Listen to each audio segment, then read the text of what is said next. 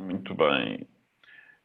O que é que eu tinha planeado para hoje, para vocês verem e para discutirmos, era screen share.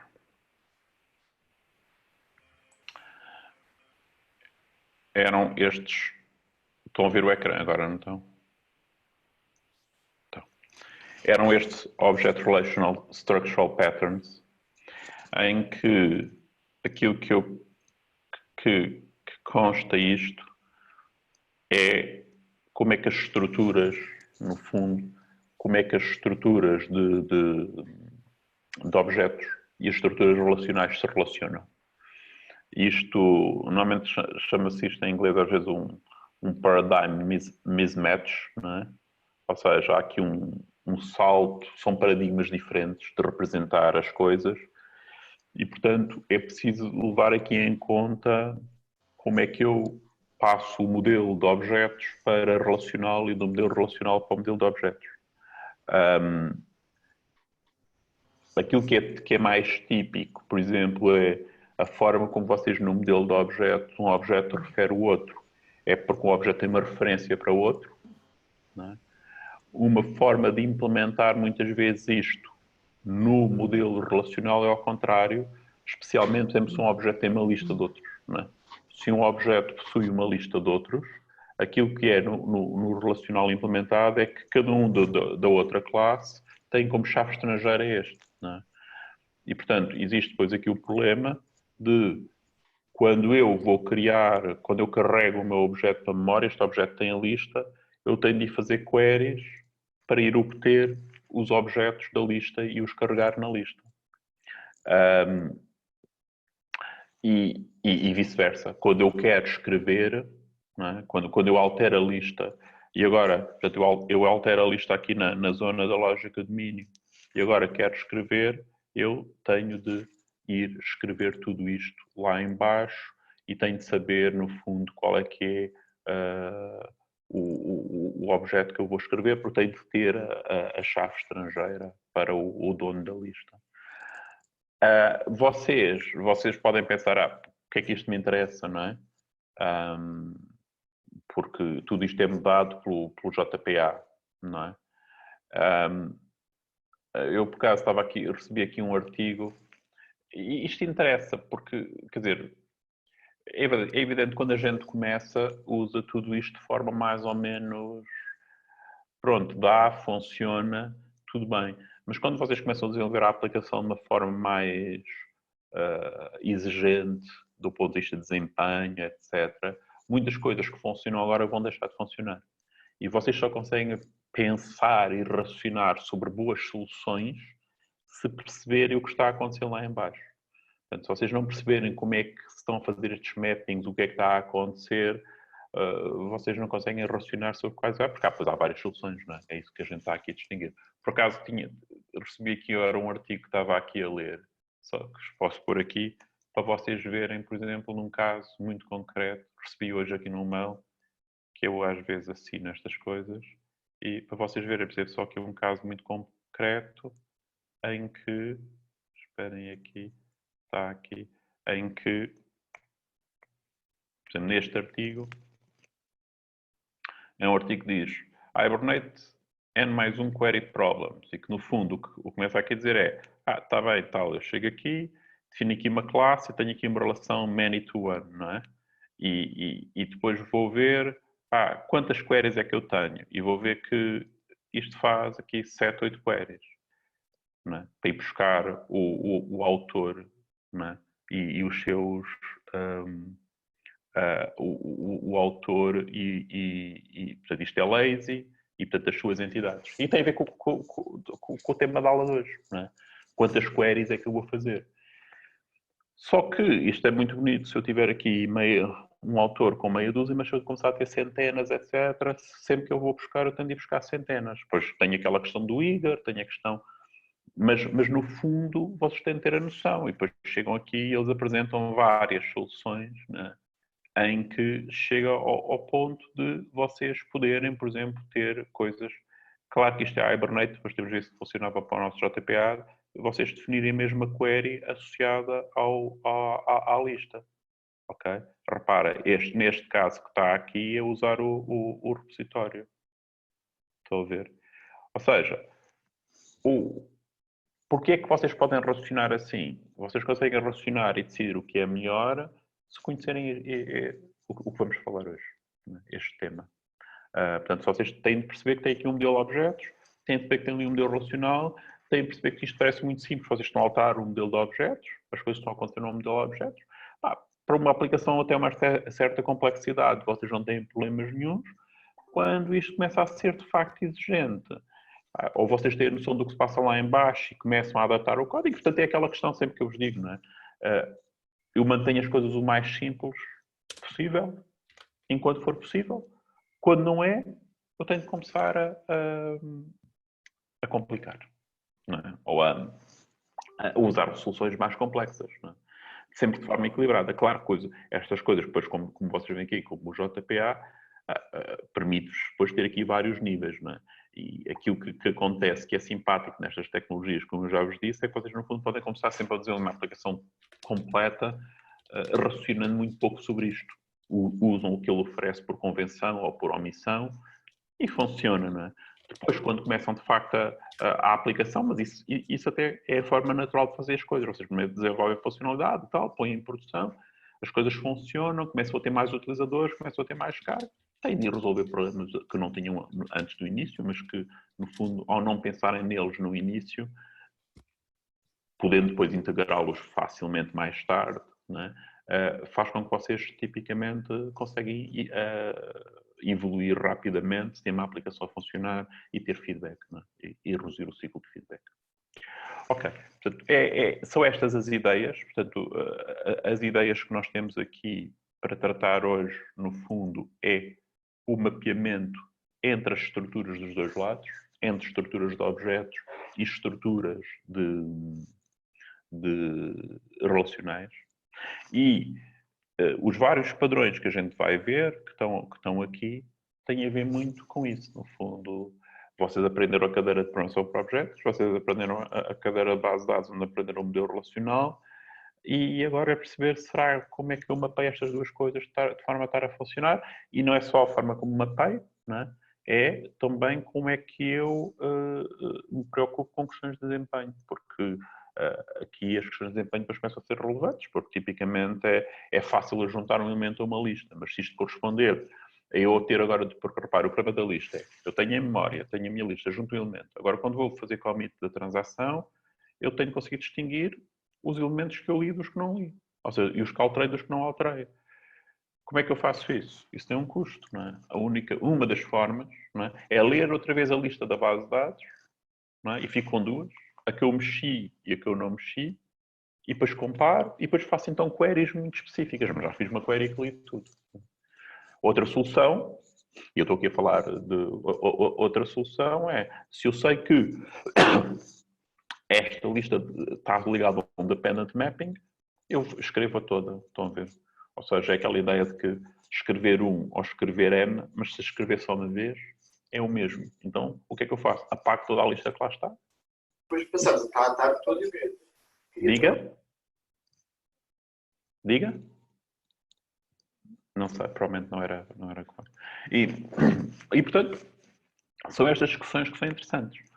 Se vocês olharem para estes padrões, a forma como eles, no fundo, estão relacionados é o quê? Este trata do problema da identidade. Todos estes que estão aqui tratam do problema do quê? Das relações. E este trata do problema da herança.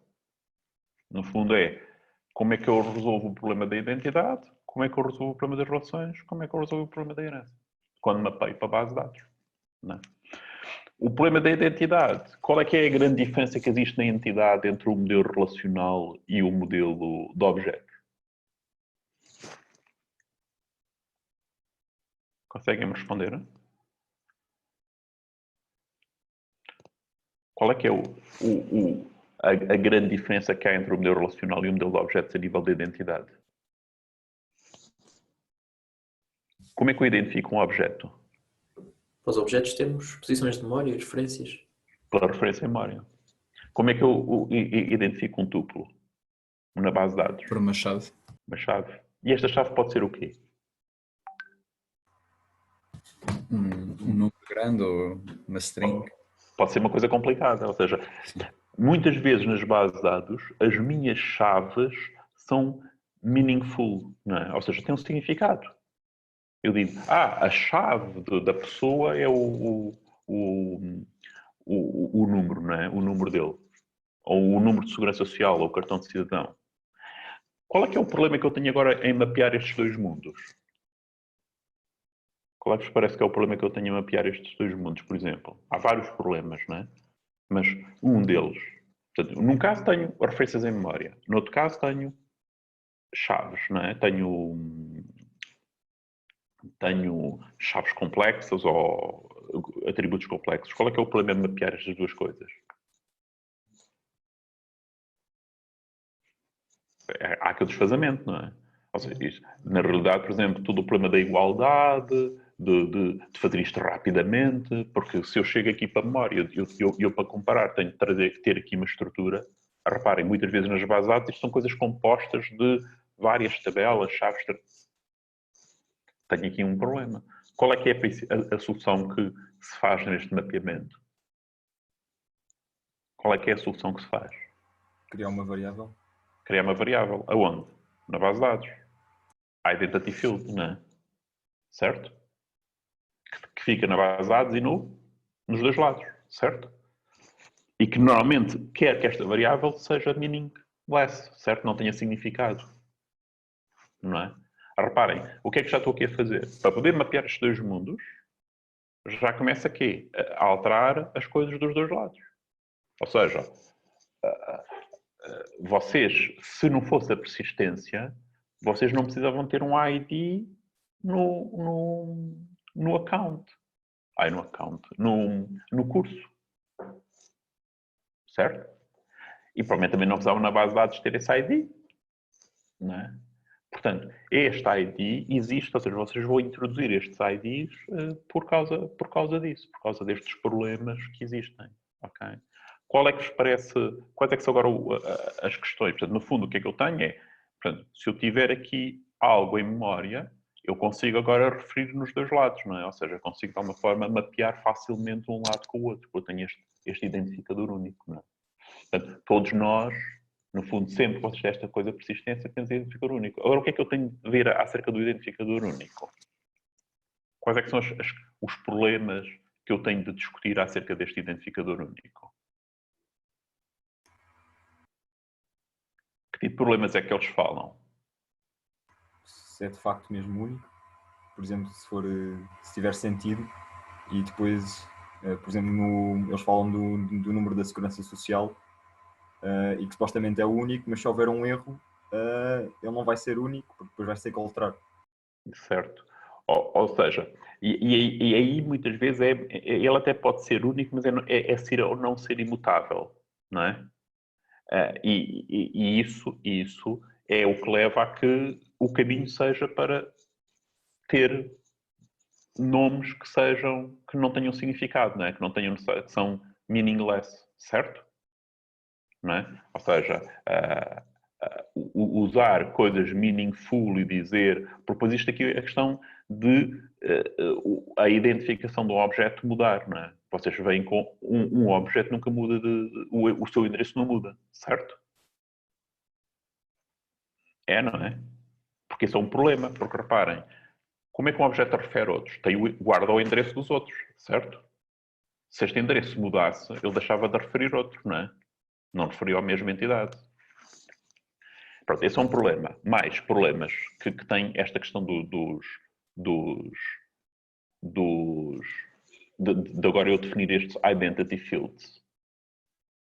Qual é que é assim, o problema mais complicado que existe? Que vocês sequer não tinham a mínima noção? No caso de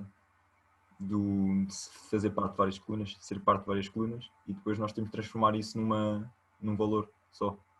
Sim, e esse é um problema, esse é um problema de desempenho, não é? Que é um problema, no fundo, de eu ter de recalcular aquilo, certo? E reparem, aquilo que vocês começam a perceber é, vocês têm estes dois mundos, mas isto está a acontecer aqui. Quer dizer, isto é uma operação que está a acontecer frequentemente. Vocês começam uma transação, copiam objetos, leem objetos, escrevem objetos, não é?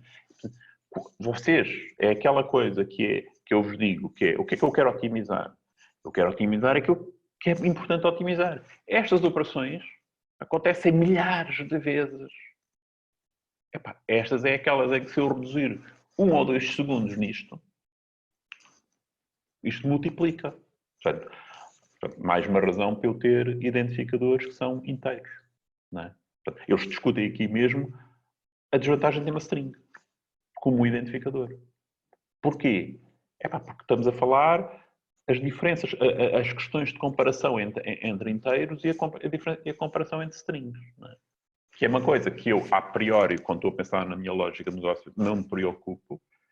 Mas aqui, se eu sei que esta operação acontece milhares de vezes, não é? Se numa transação isto acontece milhares de vezes, então, se eu reduzir aqui, é relevante.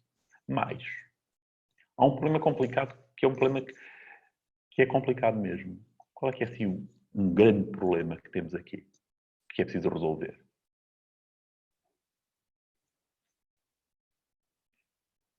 Há uma ideia? Como gerar os IDs? Exato. E esse é um problema. Porquê que esse é um problema gigantesco? Tem de ser, Têm de ser únicos, não é? E qual é que é a forma? Como é que eu garanto que eles são únicos? pode-se gerar automaticamente ou usar o Globally, o GUID, também dá para gerar manualmente. Mas para eu garantir Isso é sempre que um caro. valor é único é um problema transacional, não é? Ou seja, quando eu tenho um sistema em que tenho várias transações que querem obter um valor único, nós facilmente temos aqui um ponto de contenção. Porque todos têm de fazer o quê? Um lock desse valor. Quando vou obter o valor, tem ali um ponto de contenção. Isso é complicado. Não é? Nós, no nosso código, tínhamos lá aqui, lembram-se? Em que, quando estávamos a gerar aqui, estávamos a fazer um ponto de contenção. Vocês, quando fizeram um teste JMeter, como é que fazíamos? Ia-se fazer um select, descobria-se o máximo, mas se eu tiver vários a acontecer ao mesmo tempo naquele select máximo, foi o que vocês já perceberam quando começaram a fazer várias invocações em que criavam simultaneamente várias coisas ao mesmo tempo, em que para cada criar iam buscar uma chave. Não é? Qual é que é a solução para isto? Há várias soluções, mas uma delas Uma tabela. é estar numa tabela à parte, certo? E essa tabela é que tem o incremento, certo? E agora como é que eu faço isto? Como é que eu vou buscar lá inteiros? Ou como é que eu vou lá buscar valores? É essa tabela. Tem de ser primeiro à tabela para não dar lock à tabela durante muito tempo, não é? É. Faço 2 transações.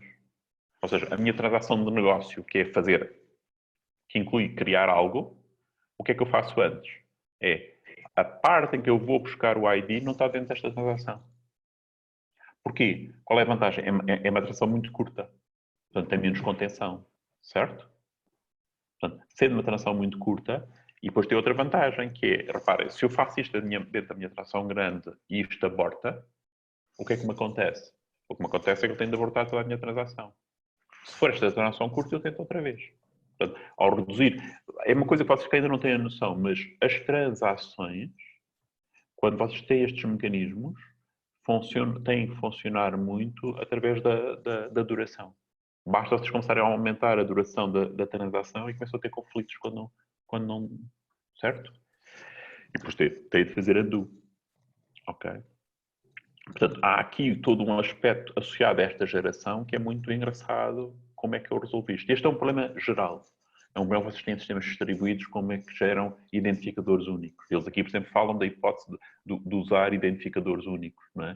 Que são coisas, esta ideia dos GUID, não é?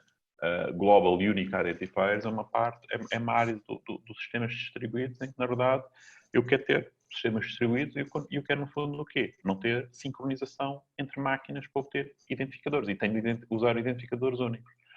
E eles chegaram a uma solução para ter com identificadores únicos restringindo, ou seja, reduzindo a necessidade de sincronizar. Okay? Qual é que é o problema aqui? O problema é que estes são demasiado grandes para esta necessidade da base de dados. Certo? Provavelmente fará sentido quando eu tenho nós, mas não neste caso. Mas o que é engraçado aqui vocês verem é, vocês vão desenvolver o vosso projeto, desenvolver o vosso código. Tiveram de fazer isto e perceberam que tinham de ter um identificador único. E agora começam a perceber o quê? Começam a perceber que que há um custo aqui. E, portanto, agora, quando vocês começam a fazer aplicações mais complexas e começam a aprender mais sobre isto, vocês já começam a raciocinar e depois já vão ao vosso código e começam a pensar no vosso código, né? No vosso código, vocês já começam a pensar. Ou seja, isso até agora vocês meteram isto aqui porque nós metemos, podem começar a raciocinar em função. Vocês começam a fazer testes de JMeter de uma coisa, descobrem que aquilo tem lá uns problemas e começam a pensar se esta é a melhor estratégia ou não. Ok? E, portanto, é isto que eu quero que vocês aprendam. É que vocês agora comecem a olhar por detrás do que está aqui. Ok? E, de alguma forma, prepararem-se para resolver problemas que vão surgir. Vão surgir. Professor, Sim. todos estes padrões são de arquitetura, não são? Depende agora do que a gente... Sim, eles chamam arquiteturais. Sim, sim. Mas eles estão aqui um bocadinho... Eu acho que eles conjuntamente servem para implementar uma Enterprise Architecture. E cada um isoladamente não é bem da arquitetura. Mas porquê que faz a pergunta nesse sentido? Não, é que o professor estava a falar da alteração, mas supostamente estes padrões são assim mais difíceis de alterar. Se calhar o Identity Field não será assim tão difícil, mas Sim, são alterações que depois englobam todo o domínio. Eu percebo. Mas na próxima aula vamos dar um outro padrão que faz com que isto seja feito tudo com geração de código, o que torna as alterações fáceis. Ok. Sim, mas tem razão no sentido em que se eu mudar isto, o que é que eu tenho de fazer? Tenho de recompilar, tenho de... E para pessoas que vocês ao retirar um Identity Field e passar para outro padrão, depois tinha de se mudar todo o domínio, não é? Tinha de se mudar, por exemplo, no nosso projeto, os cursos, tinha de se mudar isso tudo. Sim, e coisas que vocês não se apercebem porque não estão preocupados com isso é, se vocês já tiverem a aplicação a funcionar com dados, mudar isto equivale a ter de migrar dados. Porque muitas vezes a estrutura mudou. Não é trivial. Está a ver o problema? Sim. Não é? Portanto, não é, ou seja, quando vocês começam a mexer, é evidente que ele permite coisa automática, mas é fácil, né? É fácil eu chegar aqui, faço um novo deploy do código, alterei a estrutura dos dados e de repente perco dados da base de dados se eu não tiver cuidado. Ok? Portanto, estes padrões têm um pouco esta preocupação. Okay. Reparem, depois estas coisas, todas estas coisas são trade-off, não é? É a palavra que eu mais gosto de usar, que é o quê? Eu digo assim, eu quero ter números únicos, mas para eu conseguir, de facto, ao ter números únicos, para eu conseguir reduzir a minha contenção, eu não importo perder números, que é o quê? Eu vou buscar um número antes da minha tração executar. Eu tenho o número 5, é único. A minha tração aborta, perdi este 5 para sempre. Agora faço um restart, vou lá buscar o 6. Esse problema não é muito complicado, não me preocupa. Claro que depois, quando for ver, descubro buracos lá nos números. Certo?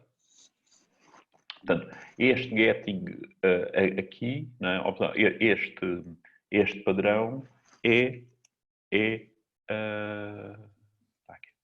este padrão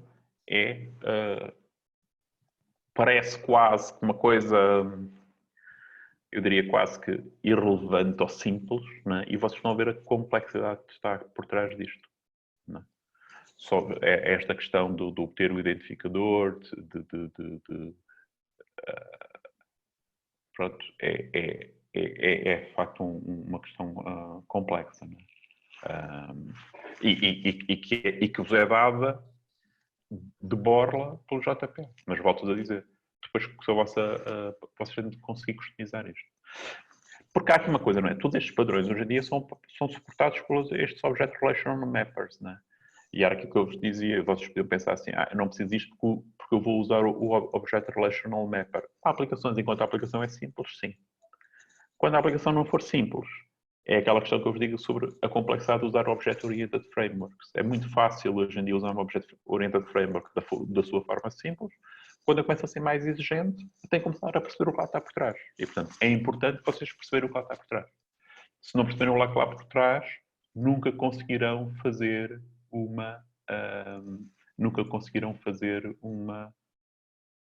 tomar decisões ou resolver os problemas que de facto têm. Pronto, este é o primeiro. Tem alguma questão sobre este? Não? Depois tem, no fundo, o padrão que serve de base a todas as relações, que é este Foreign Key Mapping. Não é? Serve de base a todas as relações, porque no fundo o que é que vocês têm? Vocês em objetos têm aqui que o álbum tem o artista, não é?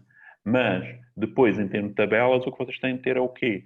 Na tabela álbuns vocês têm uma chave estrangeira que é o Artist ID daquele lado. Okay. E neste lado neste caso até está relativamente simples, que a referência é neste sentido. Mas, na realidade, por exemplo, se um álbum tiver diversos artistas, já não conseguem implementar assim. Vocês, não é? Dizem, e vocês têm consciência disso, não é? No JPA têm consciência disso, vocês dizem onde é que está a chave. Dizem onde diz o mapped, certo? Onde vocês definem estas regras. Não é? Mapped by. Certo? Vocês depois chegam aqui, Course Execution. Está aqui. Certo? A chave estrangeira está aqui. Portanto, vocês são obrigados a dizer isto explicitamente. Por acaso, eu acho que em alguns casos vocês nem precisam dizer aqui no JPA e ele toma algo por. Mas portanto, têm a noção deste mapping. O que provavelmente não tinham a noção, não é? Era o que eu vos estava a mostrar há bocadinho, quando vos mostrei aquele artigo da Medium, não é? O que vocês não tinham noção é que, na realidade, estas decisões que parecem ser fáceis têm um custo. Não é? E este custo é quantas queries é que eu tenho para ir buscar as coisas? Como é que eu vou buscar? Porque, na realidade, o que vocês têm agora é... Eu volto a dizer, isto parece... são mais umas queries. Mas não, o que estamos aqui a falar são coisas que estão a acontecer com muita frequência, não é? Vocês estão a alterar objetos, estão a trazê-los para a memória e estão a escrevê-los em disco. Ok? E, portanto, como vão fazer esse mapeamento, não é? Como vão fazer esse mapeamento é relevante. E, portanto, que problemas é que problemas é que isto traz? Ou seja, que problemas é que se discutem aqui?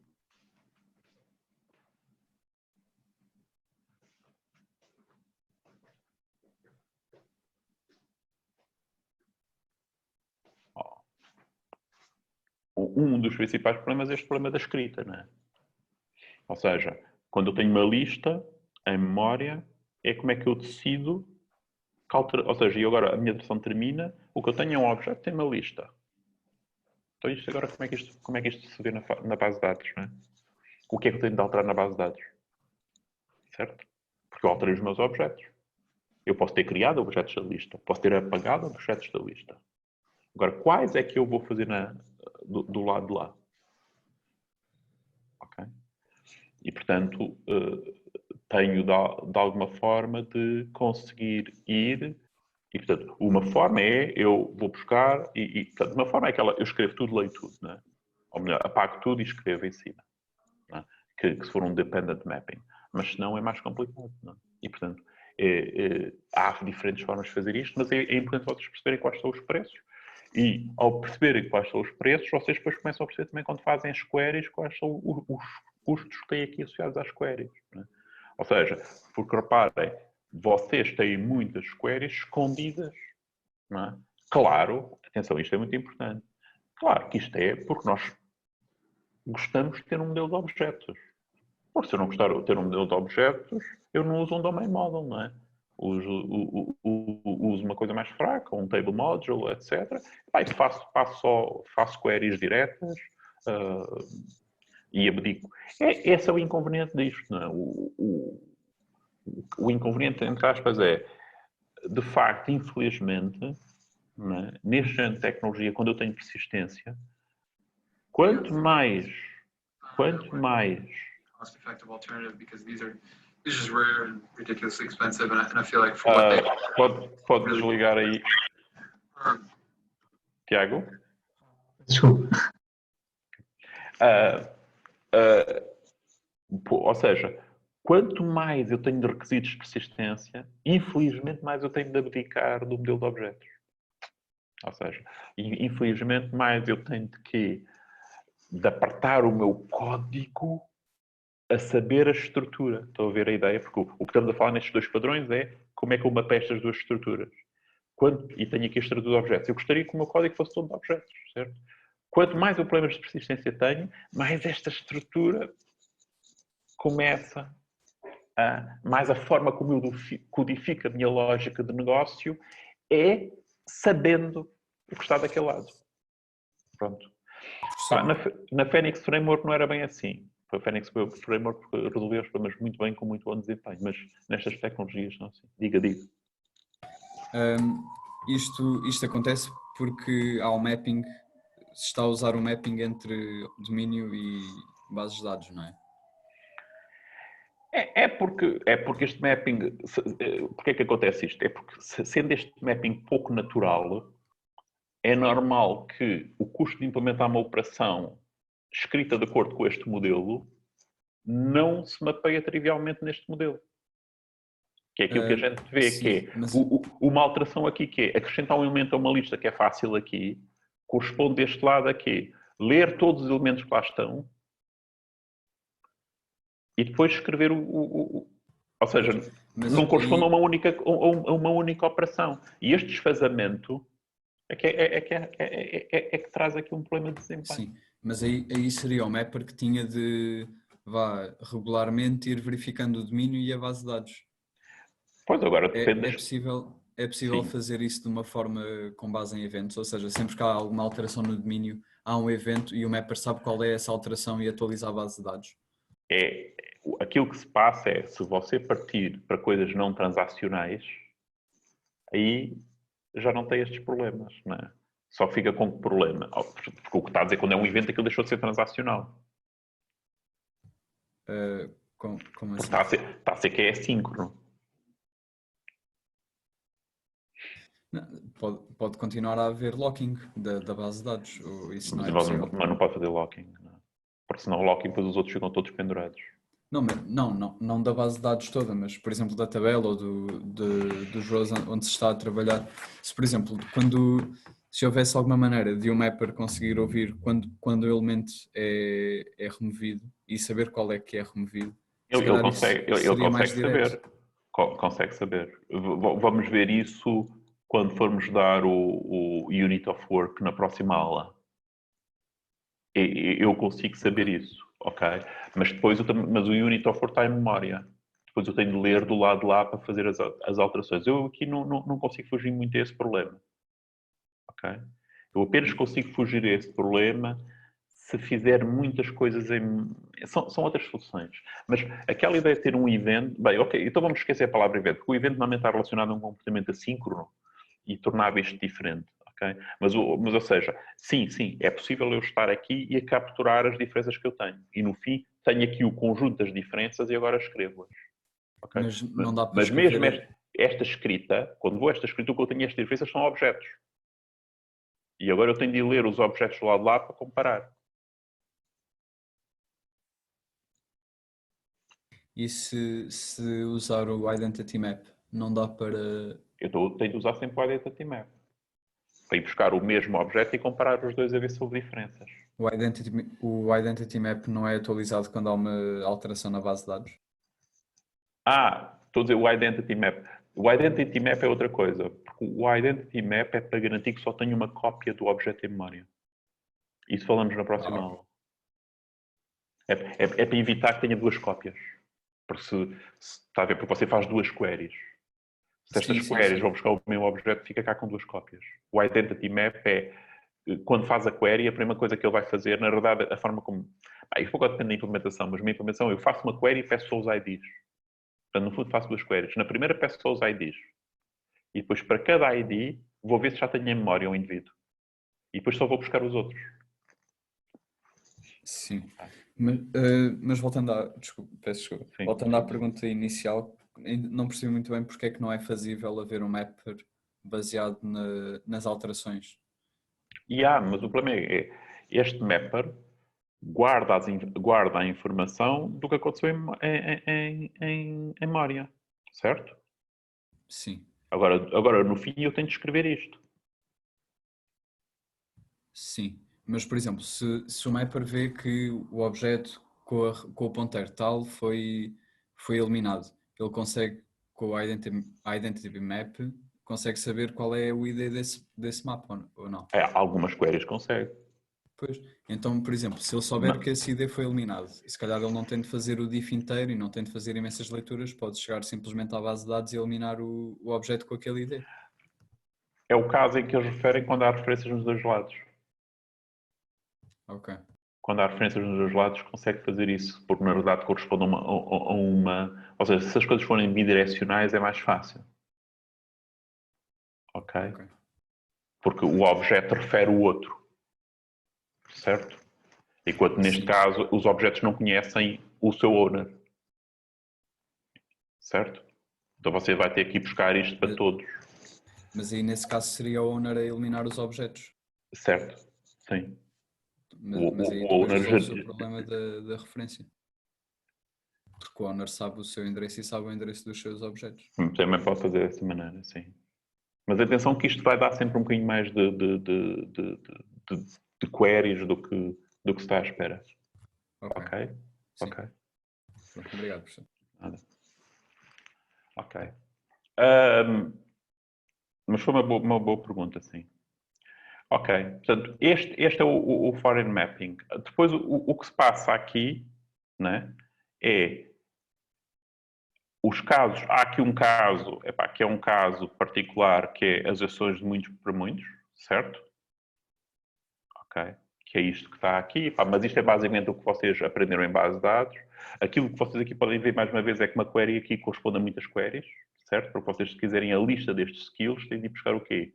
Têm de fazer uma query para buscar todas as instâncias que estão aqui da Employee ID e depois para cada uma delas fazer uma query para ir buscar os skills. Não é? E, portanto, tem aqui muitas queries para fazer isto. Depois há soluções de fazer isto, que é pôr esta informação deste lado, etc. E, portanto, isto pode ser otimizado. Neste momento, vocês têm isso de forma relativamente escondida, não é? Do vosso código. Uma coisa engraçada que vocês podem olhar para isto é esta coisa de que a gente vive bem em objetos apenas com relações bidirecionais, não é? Ou seja, não é com relações bidirecionais, apenas com 2 entidades numa relação. Não tem relações de 3 entidades, 4 entidades, certo? Porque não vai muito. Outra coisa é, se vocês quiserem ter informação específica aqui, então, tipicamente, isto passa a ser uma nova entidade, não é? E, portanto, deixam de ter este género de mapeamento. Este, de certa forma, é o mais simples.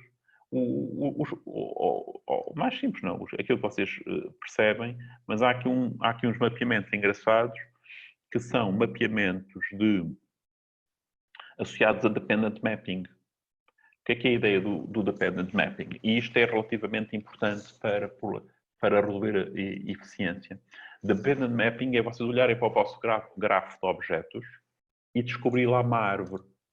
Ou seja, debaixo deste indivíduo existe uma árvore de objetos e esta árvore não é referida a partir de outros lados.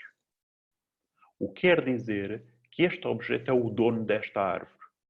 Então, eu posso simplificar muito o meu trabalho porque eu carrego ou seja, estes objetos podem ser carregados neste contexto. Portanto, eu sei qual é o contexto em que eles estão. Ok? Isso é muito eficiente a nível de gestão. Ok? Tanto assim que vocês encontram muitas vezes que, quando querem ter bom desempenho, vocês normalmente, às vezes, transformam estruturas de dados em rede em árvores. Porque depois é muito fácil manipular uma subárvore, que na verdade esta subárvore funciona quase como se fosse um objeto. Vocês podem buscá-los todos, escrevê-los todos, estão a ver? Aquilo é quase só uma ação. Ok? Isto só funciona se ninguém referir estes indivíduos para além deste. Ou seja, só quem está dentro da árvore é que se refere uns aos outros. Okay? Isso é muito o que se passa quando se tem uma noção, depois vocês podem aprender se fizerem umas outras cadeiras de agregados em microserviços. Okay? E, portanto, existe esta ideia da árvore que é importante. E depois, há várias implementações disto, que é o quê? Que são engraçadas. As várias implementações disto é o quê? É o embedded value. E qual é que é embedded value? É esta árvore que eu aqui tenho, na realidade é só um elemento e eu guardo na minha própria tabela. E, portanto, na realidade, o que eu tenho é quando eu tenho... Isto normalmente tem a ver com um conceito que às vezes que eu tenho em objetos, que nós às vezes somos muito puristas nos objetos e é tudo um objeto. Não é? Mas às vezes nos objetos eu distingo de objetos de data values. O que é que são data values? Por exemplo, um exemplo de data value é money. O que é money? Eu tenho um objeto money, que no fundo é mais uma estrutura de dados do que um verdadeiro objeto, no sentido em que não tem identificador. Ou seja, eu tenho o meu dinheiro e o meu dinheiro é constituído por valor moeda, portanto, euros, 50 euros ou 50 dólares. Este objeto, ou seja, se eu tenho 50 euros e outro indivíduo tem 50 euros, nós não estamos a partilhar este objeto, são duas cópias. Certo? Sendo duas cópias, parte-se, ou seja, funciona com aquele sentido que é dependente, que ninguém o refere. Certo? Então, eu posso guardá-lo dentro da minha tabela. E, portanto, é o que se faz aqui. Reparem, este money é guardado ali. E isto simplifica bastante, aqui este mapeamento. Ok? Portanto, normalmente isto aplica-se a relações de um para um. Mas, reparem, quando eu carrego isto para a memória, portanto, reparem, não vou carregar primeiro este e depois vou carregar o quê? E depois vou carregar estes, separadamente. Não. Faço tudo de uma só leitura, tudo de uma só escrita. Okay? E, portanto, tem esta grande vantagem ter os embedded values. Não é?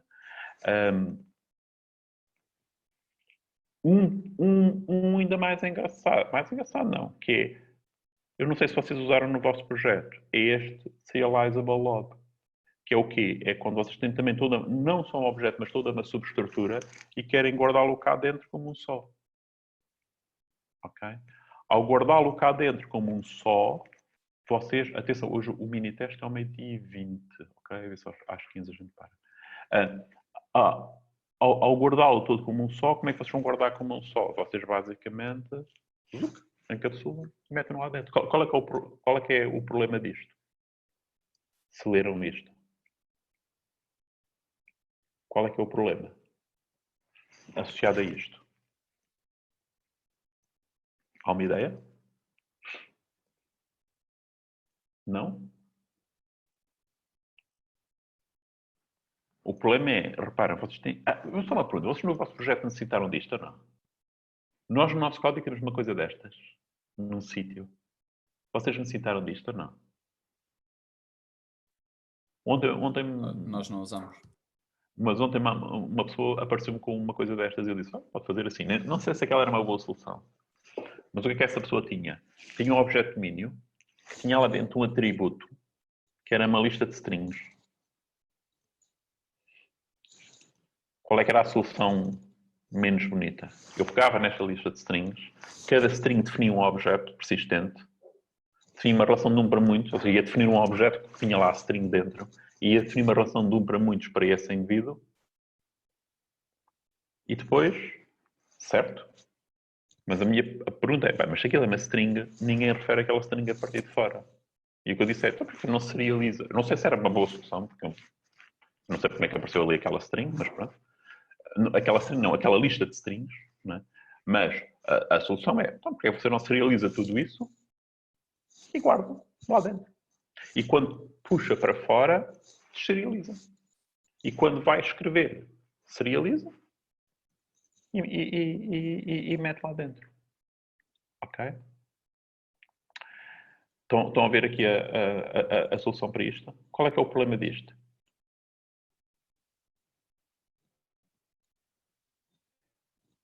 é uma vez, o problema é outra vez o mesmo problema, não é? Que é a consistência destes mundos. Repara, a partir do momento que eu faço isto, eu não consigo entrar aqui e não consigo fazer aqui queries SQL. Para quê? Queries SQL que levem em conta o valor que está dentro desse log, dessa coisa serializada. Porquê? Porque ela é meaningless. Certo? E, portanto, existe esse problema, não é? A questão... E isto é uma questão engraçada quando há estes mapeamentos. É, diferentes ORMs, portanto, a Phoenix Framework tinha o inconveniente, tem muitos convenientes, mas tinha o inconveniente de eu nunca conseguir fazer uma query diretamente aqui. Porquê? Porque aquela estrutura eu não a conhecia. Não é? Aquela estrutura era verdadeiramente decoupled desta, e, portanto, aquilo era completamente tudo gerado. Repara, o JVA gera, mas a gente sabe o que está a gerar para cada caso. E, portanto, a gente consegue lá ir fazer as queries.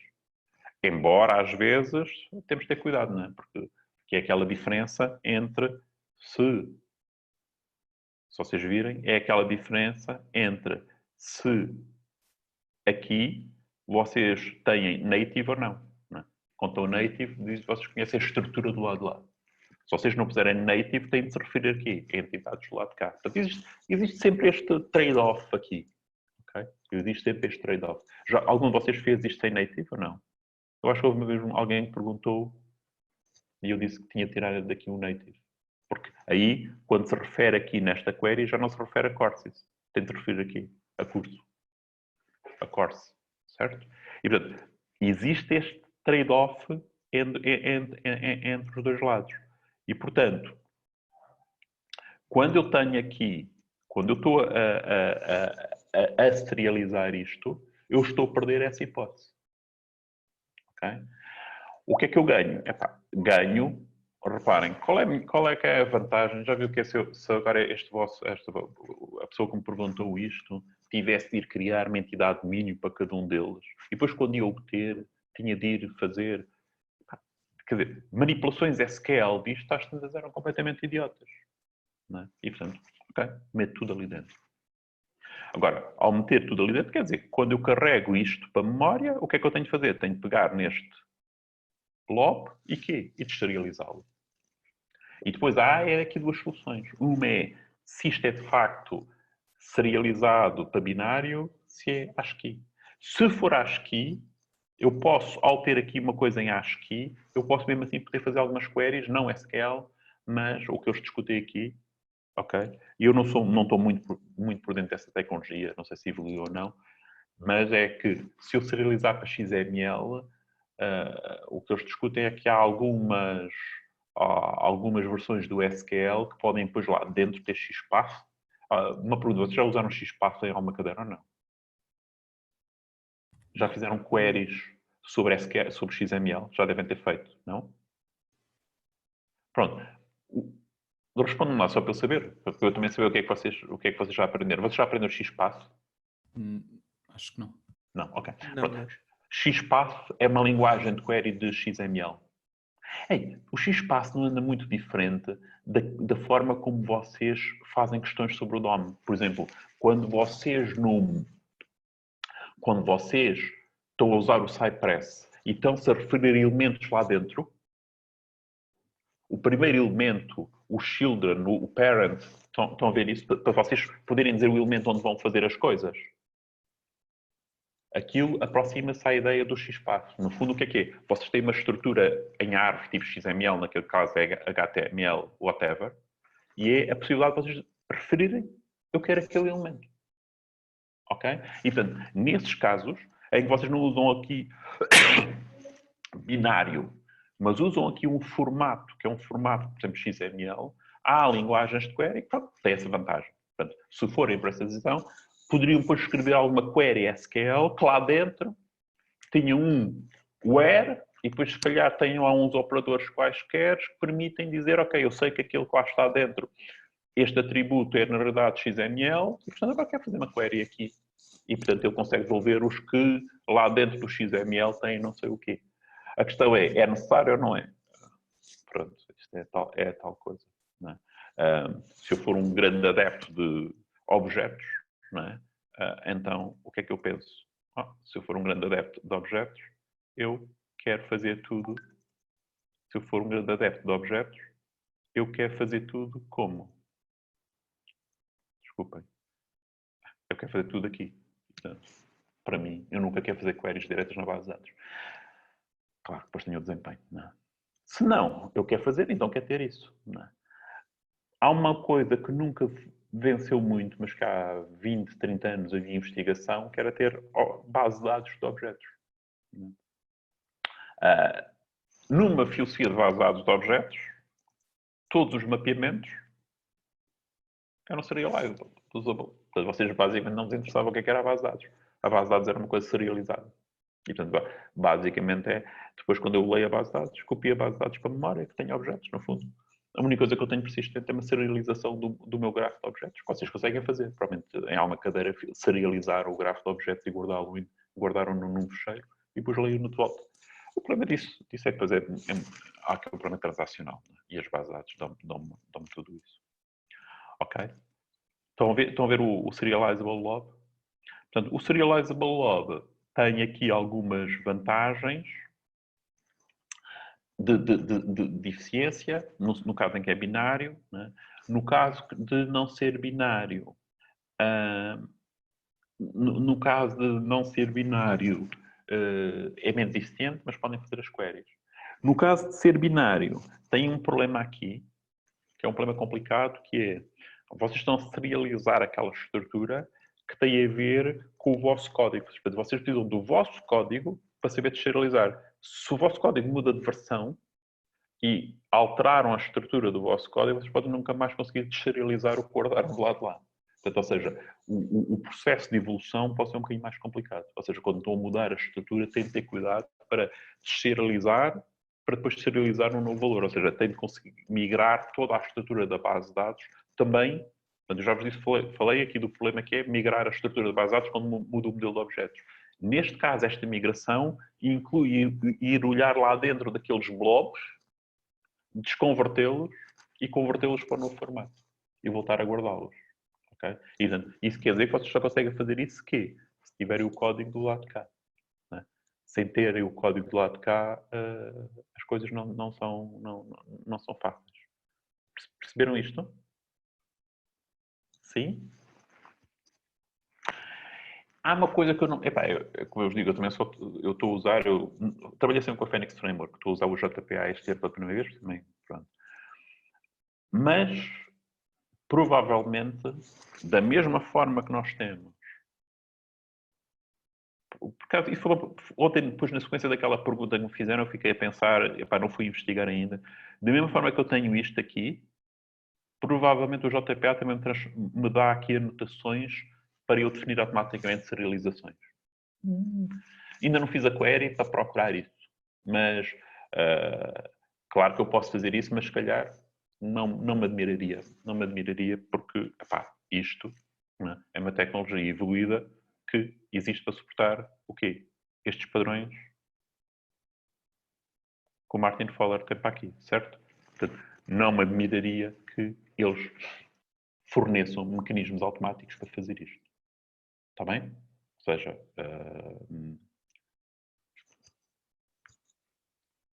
se calhar bastante customizados para eu poder passar o serializable. Ele serializa como quer, mas se eu quiser otimizar, passar o meu próprio serializable ou uma coisa assim.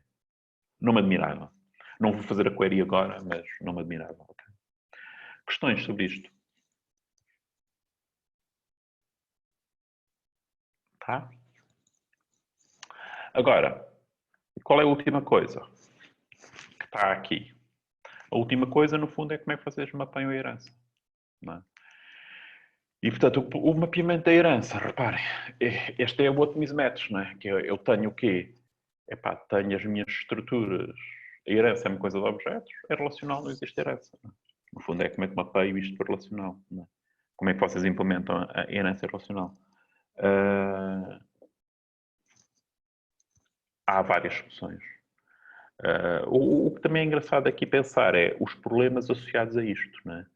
Que é problemas de duplicar informação, número de queries que eu tenho, não é? locks nas tabelas. Por exemplo, a solução de eu ter uma single table inheritance é simpática, no sentido em que se eu tiver uma single table inheritance, o que é que eu tenho? Tenho uma tabela que, no fundo, tem lá os tuplos todos de toda aquela hierarquia de classes. Atenção que não estamos aqui a tratar do problema de herança múltipla, embora ele refira depois como é que pode ser aqui encaixado. Mas uma hierarquia simples. Não é? Eu tenho todos. A vantagem disto é que cada query vou só àquela tabela. Está lá na tabela, certo? E, portanto, é bastante simples. Não é? O problema é que, se eu tiver locks por tabela, estou a ter contenção naquela tabela. Não é? Porque está tudo lá. Mas há muitos campos vazios. Não é?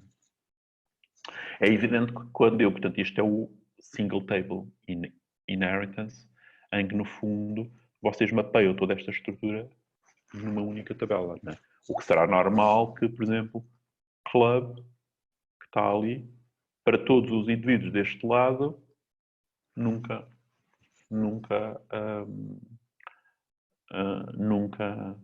terá valor. Não é? Será sempre um nulo. Certo? Isto aqui, estes diferentes tipos, para as pessoas que fizeram o question by student, não é? O student question, houve pessoas que eu sugeri, e portanto vocês têm aqui mapeamentos próprios, ou seja, conseguem dizer para a classe se ela herda de outra e podem dizer explicitamente qual é o tipo de mapeamento. Okay? Portanto, o JPA suporta estes diferentes tipos, estas decisões, não é? De como é que vocês querem fazer. Portanto, este tem estas vantagens, não é? Depois, vocês têm aqui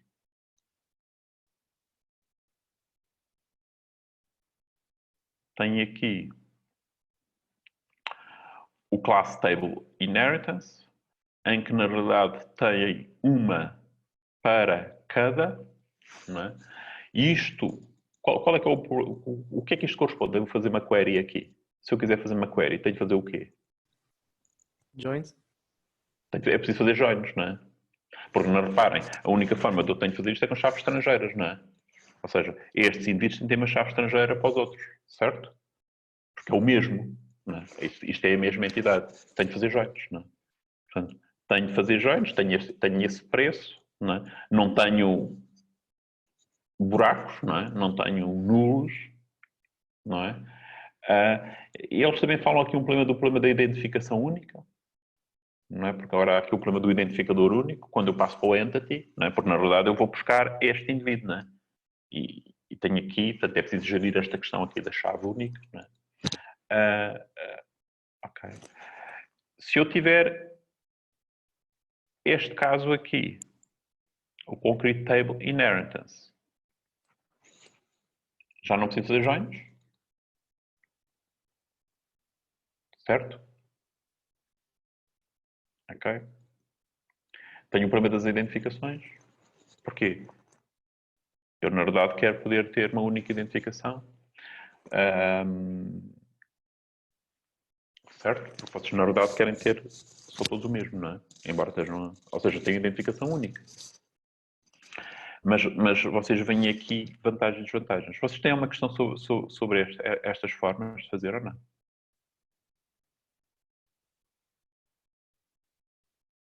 A ver se eu encontro aqui alguma coisa mais interessante.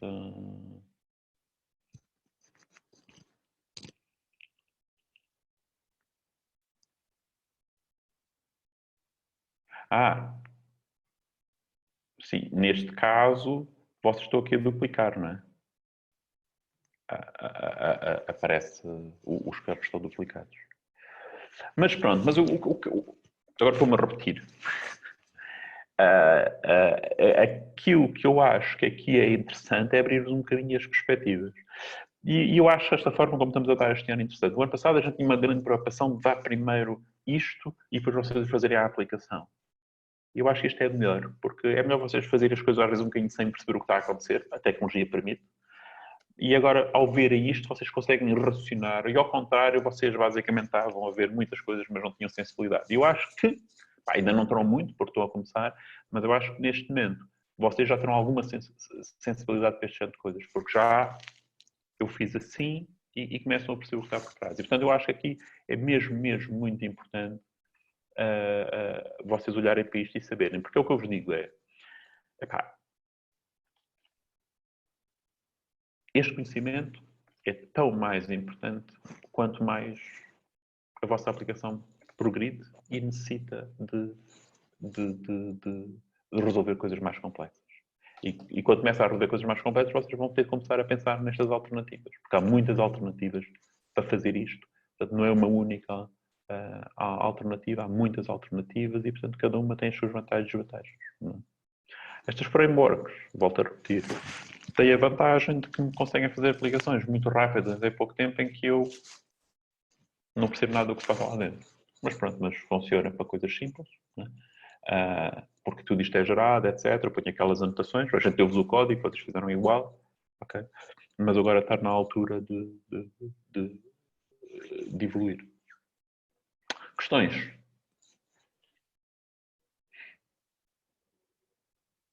Não há questões? Não?